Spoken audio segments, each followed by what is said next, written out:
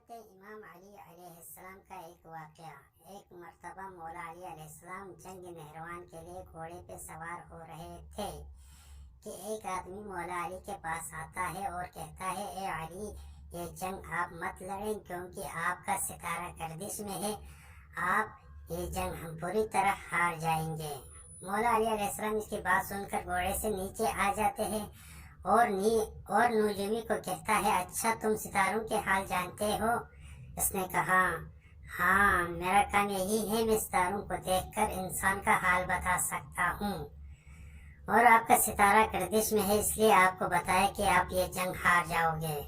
مولا علی علیہ السلام نے اس نجومی کو کہا، اچھا وہ سامنے ایک گھوڑی ہے جو پیٹ سے ہے، بتاؤ اس کے پیٹ میں نر ہے یا مادہ؟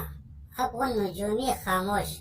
مولا نے کہا، تم تو کہہ رہے تھے کہ میں ستاروں کے حال جانتا ہوں، یہ تو تمہاری نظروں کے سامنے ہے، تم تو اس کا حال نہیں جانتے۔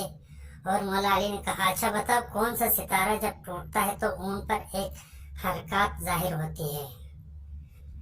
اب پھر نجومی خاموش۔ مولا علی نے کہا، اچھا میرے گھوڑے کے پاؤں کے نیچے زمین پر ایک چیز ہے، بتاؤ وہ کیا ہے؟ نجومی لاجواب۔ مولا علی نے کہا، تم آسمان کی تو کیا زمین پر تمہاری نظروں کے جو سامنے ہے وہ بھی نہیں جانتے۔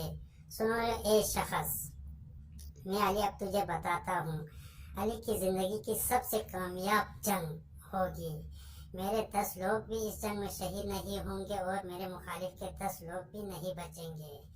اور پھر تاریخ لکھتی ہے، جنگ نہروان میں مولا علی کا کوئی ساتھی شہید نہیں ہوا اور مولا علی کے مخالف کے صرف 9 آدمی بچے تھے۔